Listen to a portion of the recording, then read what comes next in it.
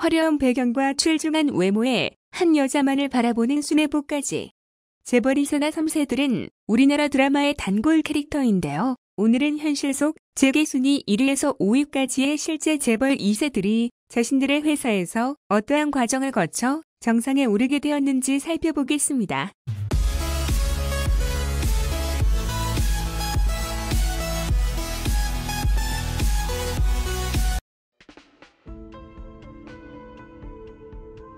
우리나라 대기업 부동의 1위는 누구나 알고 있는 삼성그룹인데요. 2018년 삼성그룹의 자산 총액은 399조 원으로 2017년에 비해 36조 이상 증가했습니다. 이건희 회장의 투병 생활 이후 현재 삼성그룹을 책임지고 있는 이재용 부회장은 어떠한 과정을 거쳐 현재의 자리에 올라서게 되었을까요? 이재용 부회장은 23세였던 1991년에 삼성전자에 입사하였습니다. 입사 시 직급은 이야기가 많이 엇갈려 정확히 밝혀지진 않았으나 처음부터 총무그룹 부장으로 입사했다는 주장과 평사원으로 입사했다는 주장이 있습니다. 어찌됐든 그의 입사 시기는 그가 당시 재학 중이던 서울대학교 동양사학과를 졸업하기도 전의 일이었습니다. 그로부터 4년 뒤 재직 중이던 시기에 일본의 게이오 대학에서 석사학위를 취득하였으며 2000년에는 하버드대학교 경영대학원에서 경영학 박사 과정을 수료했습니다. 갓 입사한 사원이 해외 유학을 떠나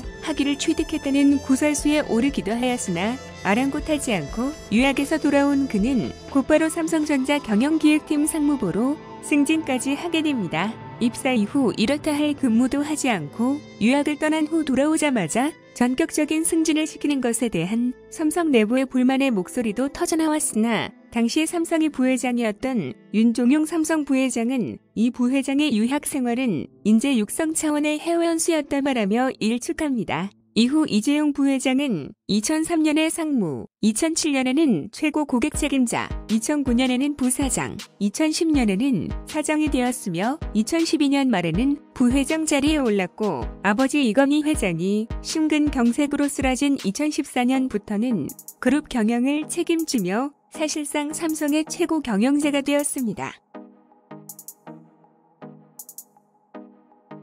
현대자동차는 2018년 자산 총액 222조를 기록하여 재계순위 2위를 차지했는데요. 현재 현대자동차 그룹을 이끌고 있는 정몽구 회장은 정주영 전 현대그룹 명예회장의 창함으로 1970년 현대건설에 입사한 뒤 1973년에는 현대자동차 이사로 부임하였습니다. 입사 이후 정몽구 회장은 24시간 현정을 지키며 자동차 정비를 배웠으며 이때 품질의 중요성을 깨닫게 되었다고 알려지고 있는데요. 그가 자동차 서비스 사업에서 성과를 보이자 아버지 정주영 명예회장은 새로 설립한 현대전공을 그에게 맡기게 됩니다. 이후 현대전공이 세계 컨테이너 시장의 40%를 점유할 정도로 성장하고 당시 출시한 사륜 SUV인 갤로퍼가 대성공을 거두게 되자 아버지 정주영 회장은 현대그룹을 그에게 맡길 생각까지 하게 됩니다. 사실 정주영 회장은 공부보다 운동을 좋아해 고등학교 시절 유급을 당하기까지 했던 정몽구 회장보다는 성실한 학구파였던 오남 정몽원을 연두에 두고 있었는데요. 아버지의 관심이 정몽구 회장에게로 이동하자 형제들 사이에 왕자의 난이라고까지 불리우게 되는 분쟁이 일어나게 됩니다. 이후 우여곡절 끝에 정몽구 회장은 현대자동차를 포함한 계열사를 현대자동차 그룹으로 분리하여 물려받았으며 동생인 정몽원 회장은 현대아산, 현대상선, 현대증권, 현대건설 등을 물려받았으나 대북 송금 사건과 관련하여 조사를 받던 2003년 8월 현대사옥에서 투신 자살하고 맙니다. 지난 2018년 재계순위 3위는 자산 규모 189조를 기록한 SK그룹입니다. SK그룹 총수인 최태원 회장은 창업주인 최종건 회장의 조카이자 최종현 전 SK 회장의 아들인데요.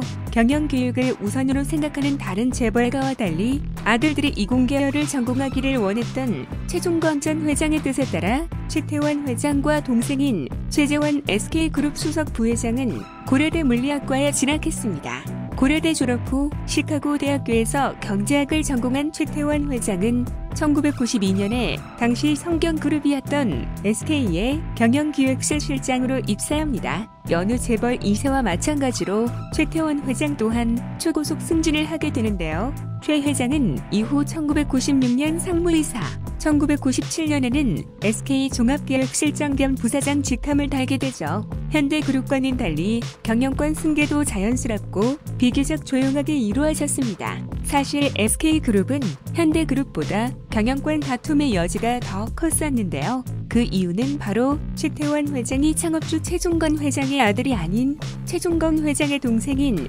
최종현 전 SK 회장의 아들이었기 때문입니다.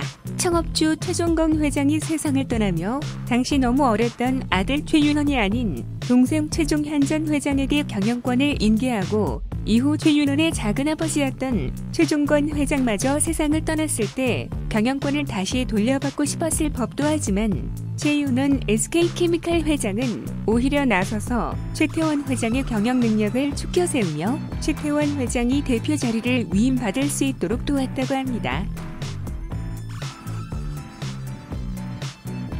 백식 가전으로 우리나라는 물론 전 세계 가전제품 업계를 선도하고 있는 LG그룹은 2018년 자산 총액 123조를 기록하며 재계 순위 4위에 올랐는데요. LG그룹의 수장 구광모는 78년생으로 5대 재벌그룹 총수들 중 가장 젊은 나이입니다. 사실 구광모 회장은 2018년 5월 별세한 구본모 전 회장의 장남이지만 친아들이 아닌 양자인데요. 교통사고로 외아들을 잃은 구본모 회장이 동생인 구본능 희성그룹 회장의 친아들이자 자신의 조카인 구광모 회장을 2004년에 양자로 들이며 부자관계를 맺게 됩니다. 미국 로체스터 공대를 졸업한 구광모 회장은 2006년 LG전자 대경부문 대리로 입사하게 되었는데요. 부장이나 실장 직함을 달고 출발한 다른 재벌 총수들에 비하면 평범한 시작이었습니다. 하지만 구본무 회장 또한 승진은 다른 직원들에 비하면 월등하게 빠른 속도로 이루어졌으며 다만 단계를 차근차근 밟아 올라가는 식으로 진행되었습니다. 2007년 재경 부문 과장이 된 구광모 회장은 2009년에는 LG전자 미국 뉴저지 법인으로 옮긴 후 2011년 차장, 2013년에는 홈 엔터테인먼트 사업본부 부장, 2014년에는 홈 어플라이언스 사업부 부장을 거쳐 LG전자의 핵심 사업을 모두 경험하며 승진하게 됩니다. 이후 시너지팀, 경영전략팀, 인포메이션 디스플레이 사업부 상무를 거쳐 구본무 회장이 별세하자 회장으로 취임하게 됩니다. 2018년 재계 순위 5위는 자산 총액 116조를 기록한 롯데그룹인데요. 현재 롯데를 이끌고 있는 롯데그룹의 창업주 신격호 명예회장의 차남 신동빈 회장은 1996년 일본 아오야마 가쿠인 대학 경제학부를 졸업하고 미국 컬럼비아 대학에서 MBA 과정을 마쳤습니다. 다른 재벌들과 다른 특이한 점은 그의 첫 직장이 롯데가 아닌 일본의 노무라 증권이었다는 것인데요. 그는 1981년부터 1988년까지 꽤 오랜 시간 동안 일본 노무라 증권의 런던 지점에 근무했습니다. 이후 그가 처음 롯데에 발을 들인 것은 1988년인데요. 1988년에 롯데 상사에 입사하고 1990년에 현재 롯데케미컬의 전신인 호남 석유화학 상무로 자리를 옮기면서 한국 롯데에서의 첫 커리어를 쌓습니다. 이후 1997년 롯데그룹의 부회장으로 승진한 뒤 동양카드, 한화마트, 우리홈쇼핑 등을 인수합병하며 롯데를 지금의 위치로 끌어올린 그는 1999년에는 세븐일레븐 코리아 대표이사, 2000년에는 롯데닷컴 대표이사, 2004년에는 호남석유화학 공동대표와 롯데호텔 정책본부 본부장을 맡게 되었으며 2011년에 롯데그룹 회장으로 취임하게 됩니다. 그 과정에서 2015년 신동빈 회장과 친형인 신동주 전 부회장의 경영권 다툼이 있었는데요.